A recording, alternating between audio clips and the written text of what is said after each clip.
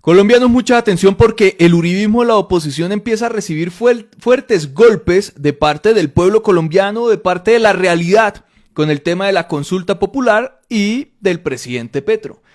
Resulta que el presidente empieza a recibir la artillería, como le decimos a algunos, el apoyo desde las regiones, es más, desde regiones donde yo creía que no iba a llegar tanto apoyo para el tema de la consulta, pero empieza a llegar como desde Santander. Un alcalde se enfrentó al uribismo en su municipio para enviar su apoyo al presidente y a la consulta. Pero también empieza a revelarse datos y demás de cómo todos estos sectores poderosos, económicos como Fenalco, las élites de este país, se han opuesto, y eso lo sabemos, pero acá está la evidencia, desde hace décadas a cualquier transformación y cambio en Colombia que mejore las condiciones de vida del 99% de los colombianos.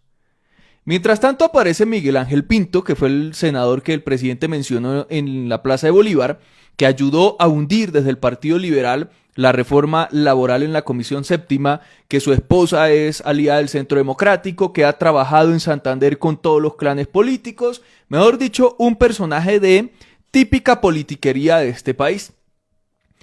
Miguel Ángel Pinto aseguró que ha recibido propuestas del Partido Liberal para que él sea el candidato presidencial del Partido Liberal, pero que por ahora se iba a concentrar en los temas legislativos en el Congreso, obviamente para hacerle oposición a Petro y a todo el país desde el Congreso para evitar cualquier transformación de los derechos de los colombianos, mejoría de los derechos, y que después iba a revisar esas solicitudes. Hágame el favor, no puede haber más cinismo que un señor que ha ayudado a que no se le garanticen los derechos laborales a la gente y otros derechos a los colombianos y que solo sigue los intereses de los clanes políticos en Santander, dizque a lanzarse a la presidencia. No me extraña, porque todos los presidentes que hemos tenido han sido con esa línea de solo garantizar los intereses de unos pocos y de los clanes políticos de Colombia. Solo hasta ahora que llega el presidente Petro sin deberle nada a nadie y empieza a tratar de transformar este país en pro de una calidad de vida mejor para todos los colombianos. Pero ¿cómo la ven? Es que esto ya es el nivel del descaro. Eso sí, están todos los sectores, como les digo, de la élite y del poder, tratando de generar un estigma sobre la consulta, generar dudas, asegurar que Petro está buscando una dictadura y romper las instituciones y las normas. Miren lo que dijo Paloma Valencia en el Pasquín de semana. Bueno, yo creo que aquí nos van a meter en una discusión legal. Y es que la norma es clara, es decir, si el Congreso no se pronuncia, el presidente puede convocar por decreto.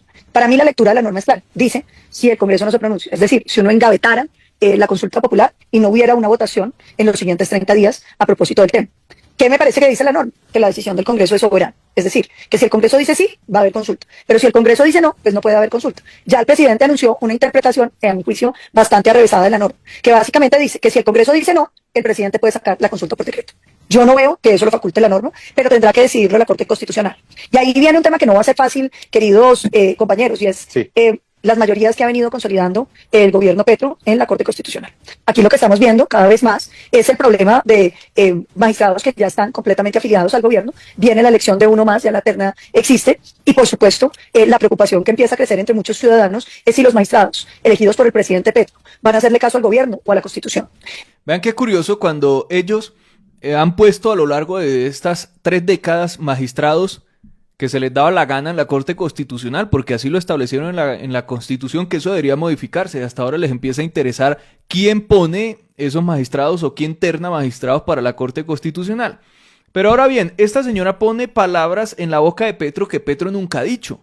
Petro ha indicado que si el Congreso no se pronuncia en los 30 días siguientes a la presentación del 1 de mayo de la consulta ya en el Senado, entonces el presidente puede convocar la consulta por decreto.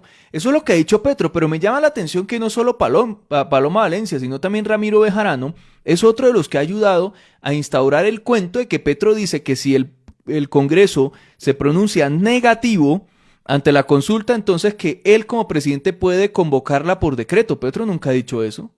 Pero vean lo que dijo Ramiro. Se equivocan Petro y el Ministerio del Interior al decir que si Senado rechaza convocatoria a la consulta, la convocan por decreto. Artículo 56, Ley 134 del 94 no dice eso, sino que si dentro de los 3 meses el Senado no expide la ley autorizando la consulta, se puede convocar por decreto. Luego, si la rechaza expresamente el Senado en tiempo, no habrá consulta. A ver, primero son 30 días, señor Ramiro Bejarano, que tiene el Senado para emitir concepto sobre la consulta. Si lo aprueba, vamos. Si lo rechaza, no se puede hacer la consulta. Si no se pronuncian, va por decreto. Eso es lo que ha dicho Petro. Ramiro Bejarano es un respetado abogado en Colombia. Tiene su columna en medios tradicionales de amplia difusión como El Espectador. Pero se une al Centro Democrático y a toda esta gente del uribismo para difundir una narrativa falsa, tal vez con una intención. Y es que la gente no apoye la consulta cuando se convoque, porque entonces ya instauraron el cuento, igual que Vicky Dávila, que Petro con esa consulta busca quedarse en el poder o busca instaurar una dictadura y respetando el Congreso y cerrando las instituciones, que es lo que dicen en la oposición. Y todos se suman a esas narrativas falsas y manipuladoras. Hoy no solo vemos la oposición desde el uribismo y el Centro Democrático, sino de personas como Ramiro Bejarano, que su hija también tiene su columna y participa en la revista Cambio con Daniel Coronel. Y eso es lo que difunden todas esas mentiras y manipulación. Pero vean este datazo que nos entregó Álvaro Forero Tascón, otro periodista que él es, también se expresa en Blue Radio, es panelista en Blue Radio. Él trae a colación un artículo del diario La República, pero de 1975 en el gobierno de López Miquelsen. Este es el diario de esa época. Resulta que en esa época también pues se estaban hablando y debatiendo y tratando de sacar adelante grandes reformas pensional, laboral, entre otros, transformar las realidades del país. Y adivinen qué, como pueden ver acá, FENALCO, como hoy en día, se oponía a las reformas que tuviera que ver con mejorar las condiciones laborales de los trabajadores. Contra todos los proyectos, lo mismo que hoy. O sea, no importa si es que era Petro o si estas reformas de verdad garantizan derechos o no, lo importante es oponerse a cualquier garantía de derechos para los trabajadores. Lo mejor es esclavizar y no garantizar derechos.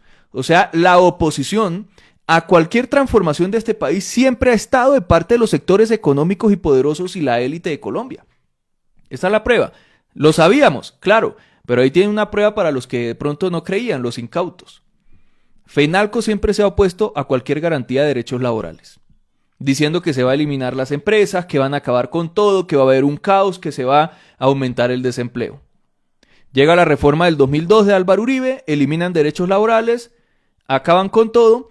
Y eso no elimina el desempleo, ni lo reduce, ni nada. Es más, aumentó el desempleo. Hasta ahora por las políticas de Petro es que empezamos a ver tasas de desempleo muy bajas en comparación con otros periodos. Y vean lo que decían. Esas son las élites de Colombia siempre oponiéndose a cualquier transformación. Es decir, los culpables de que este país tenga alta violencia, alta corrupción, alta desigualdad, son las mismas élites que no han querido soltar el poder, que han ido acaparando tierras, que mantienen ese supuesto estatus a punta de violencia y despojo, a punta de tomarse los gobiernos a lo largo de décadas para no soltarlo. Y se aferran a ese poder, no importa si este país le va mal. Miren lo que decía el artículo. Una violenta arremetida contra los proyectos de reforma a la legislación laboral que serán presentados al Congreso el 20 de julio próximo, formuló anoche en Manizales el presidente de la Federación Nacional de Comerciantes. El dirigente empresarial se refirió apenas a la política económica del gobierno y a la situación del país para dedicar su intervención de 14 cuartillas a atacar en forma sistemática la totalidad de proyectos de ley que incluyen el aumento de las pensiones, los sistemas de aumento de salarios, de contratación, los intereses a las cesantías y los mecanismos de contratación del trabajo, señalando que afectan por igual a empleados y empresarios. El mismo cuento de hoy. Y eso está más que desmentido y desmitificado por parte de los datos y las cifras. nada de lo que esta gente dice ocurre. Por ejemplo, decían que al aumentar el salario de los trabajadores en el gobierno de Petro iba a haber